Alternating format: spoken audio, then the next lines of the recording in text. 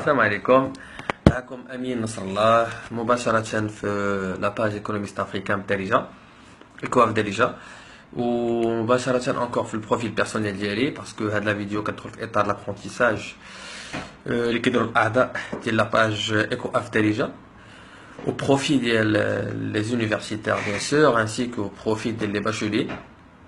Alors بالنسبه كيف ما كتلاحظوا في لي تيتر ديال هاد لا فيديو غادي نحاول ندوي على les instruments de la politique monétaire, c'est-à-dire que ملي تندوي على la politique monétaire bien sûr c'est parmi les éléments اللي كنقدروا نديروا بهم le rôle régulateur de l'État, c'est-à-dire à travers le calcul des agrégats macroéconomiques tels que le PIB, le taux d'inflation ainsi que les exportations, la balance commerciale bien sûr, ainsi que le niveau du chômage.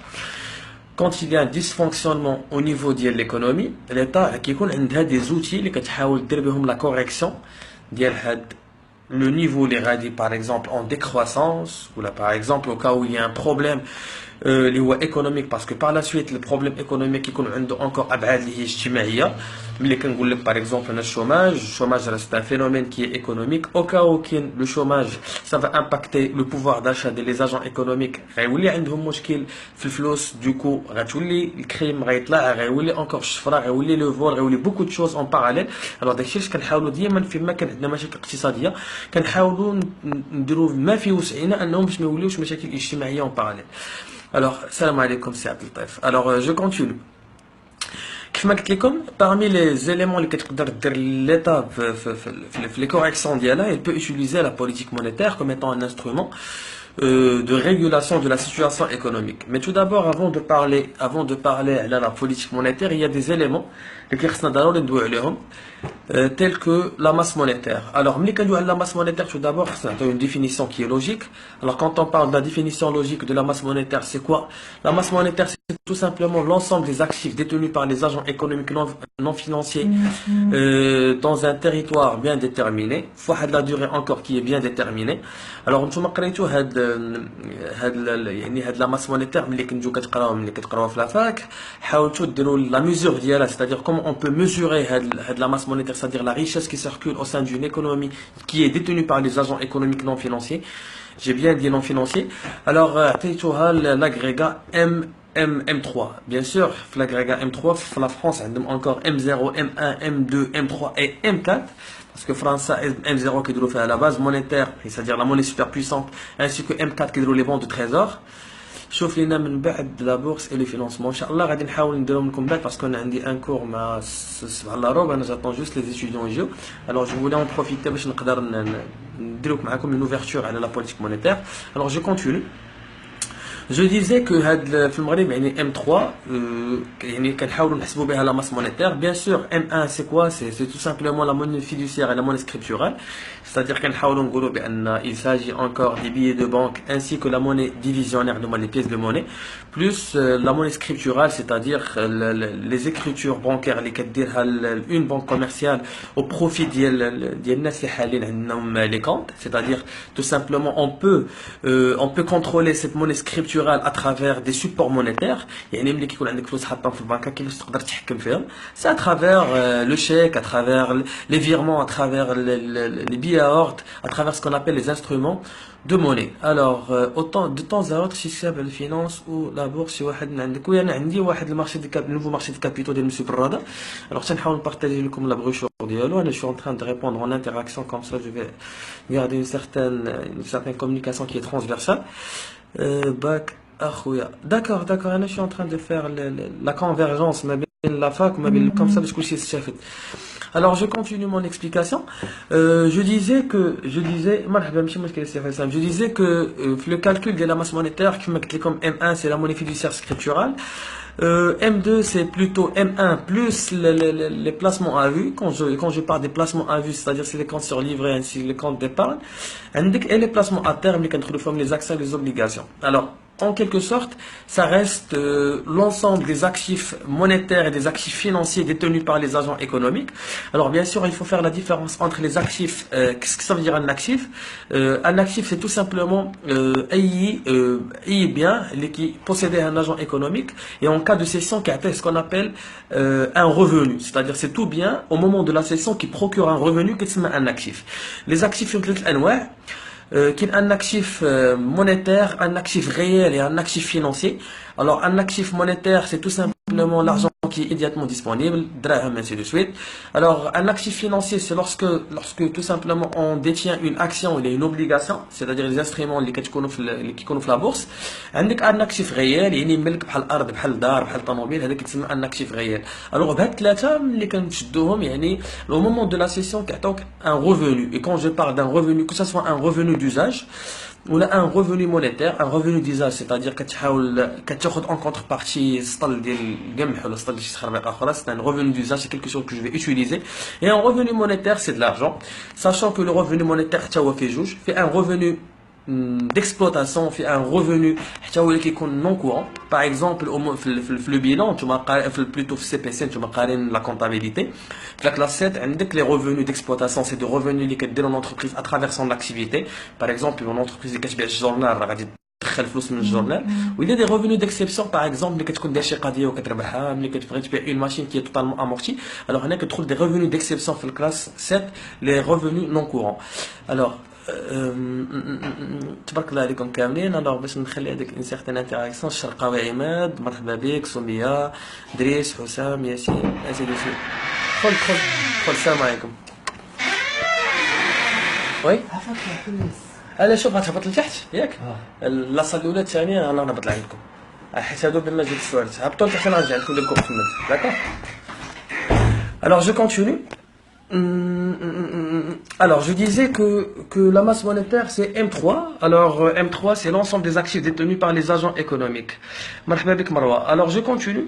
Alors, je disais que le problème, c'est que trop de monnaie اللي كتكون يعني في l'économie, ça peut détériorer la situation économique. Autrement dit, كنقدر الا كانت عندنا parce que درنا في le cours de l'inflation, on a dit qu'il y a une certaine inflation par l'injection monétaire. يعني اللي جات الدوله بدات كتلوح في الفلوس هكا كدير la création monétaire. Parce que quand je parle de la création monétaire, il s'agit de la création de la monnaie scripturale par les banques commerciales et encore la monnaie fiduciaire par Banque المغرب. Parce que il a ما كانش عندنا contrôle de la masse monétaire كتولي عندنا une certaine inflation. Dans ce cas-là, pour éviter l'inflation, il doit y avoir un contrôle de cette masse monétaire. Alors, parmi le rôle de la Banque centrale, l'activité économique, c'est que, mis à part, ça fait partie des autorités monétaires, parce que quand je parle des autorités monétaires, la masse monétaire qui circule au sein de l'économie, parce qu'on ne doit pas avoir trop de monnaie et on ne doit pas avoir moins de monnaie, parce que trop de monnaie, quand tu as une inflation, ou même quand tu as la monnaie clé là encore, tu as un problème la relance de l'activité économique, c'est-à-dire que le PIB qui est bas et le chômage qui est là. Alors le niveau de la masse monétaire il doit être équilibré, comme ça on va éviter des problématiques telles que l'inflation ainsi que le PIB les ouaradi en décroissance. Alors je continue mon explication. Oui, Aïda, c'est live. مرحبا بكم. Merci بزاف pour cet effort. فاطمة الزهراء مرحبا بكم كاملين. Alors انا ما غاديش نبقى معكم بزاف, انا خطفت واحد 10 دقائق parce que عندي un cours et par la suite غادي نرجع عندكم. Alors je continue mon explication. Je disais que le rôle de la banque centrale انها كدير le contrôle de la masse monétaire. مصعب كاين في الرباط, انا كاين في كازا. Alors le contrôle de la masse monétaire, hein. Deuxièmement, c'est qu'elle crée la monnaie fiduciaire.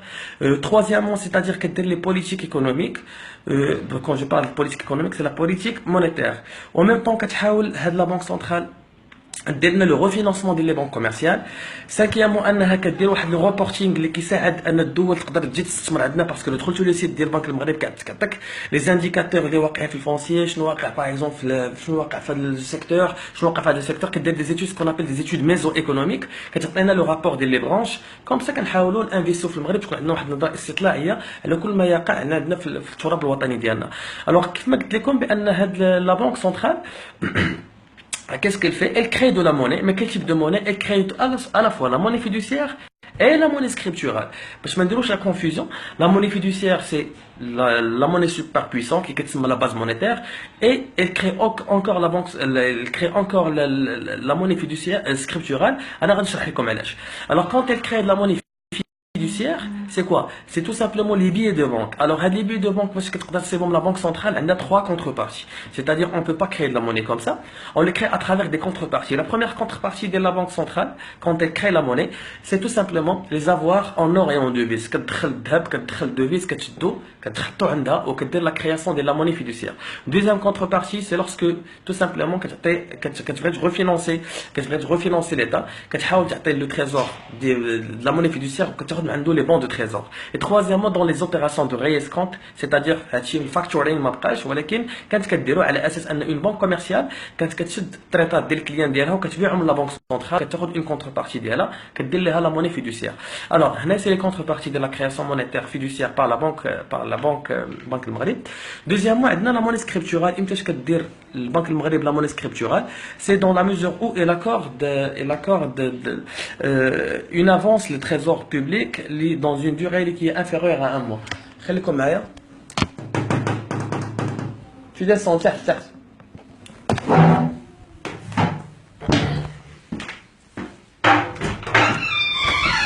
حطيت تحت السيونس تحت، كاين لاصال تحت انا نطلع عندكم. استنى اشرف تيجي. ها صافا حيت السوارت ما غاديش يجيبهم، نسيتهم. شوف لاصال الثانيه راه غتبان لك خاويه، نجي عندكم لتحت دوز البروميير ايطاج. داكور، راني جاي عندكم.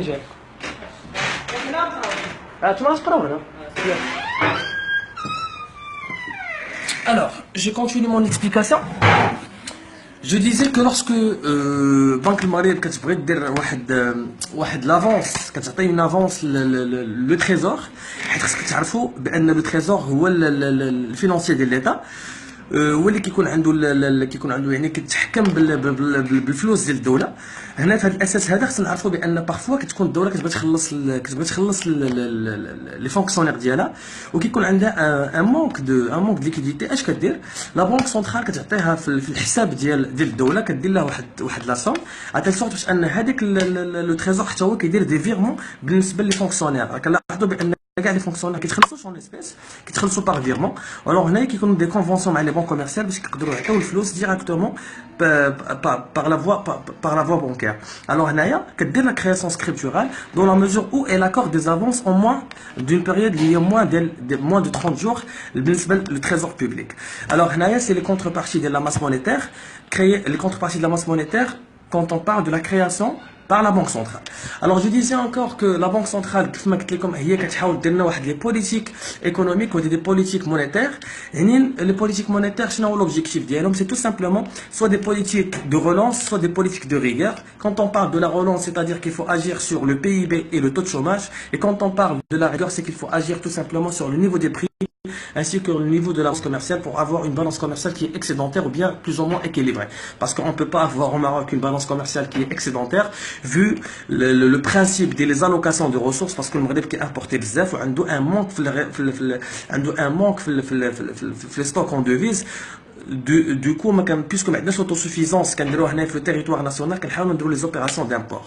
Alors je continue mon explication. Je disais que la banque centrale, elle essaie encore en coordination avec le ministère des Finances, elle essaie de faire des politiques monétaires à telle sorte pour garder la stabilité économique. Alors dans ce cas-là, nous disposons des instruments directs, des instruments indirects, en général parce que je dois donner cours et par la suite à alors il y a ce qu'on appelle les réserves monétaires obligatoires, il y a les swaps de change, il y a encore les pensions à 7 jours, il y a encore l'open market, encore les contrôles sélectifs de crédit, il y a encore ce qu'on appelle les plafonnements du crédit.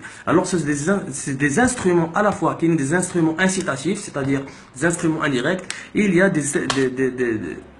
des politiques les moins restrictives اللي ما بقاوش ملي دارت الدوله dans le cadre ديال la réforme bancaire. Les 3D راكم قريتوهم، يعني les 3D, la globalisation financière اللي كتسموا la déréglementation, la désintermédiation ainsi que le déploiement. Je m'excuse, attendez, j'ai un petit message.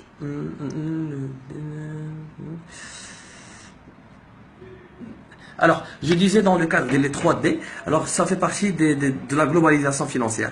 Alors, باش ما نطولش عليكم غادي نحاول نكمل لكم من بعد ان شاء الله puisque je dois donner cours. Je reviens, Inch'Allah, vers 20h30. Une fois salé, très bon courage. Vous allez faire des recherches et par la suite, Inch'Allah, je vais essayer de vous expliquer le maximum. Ou là, en commentaire, je vais essayer de vous expliquer. Allah et très bon courage. Terminé.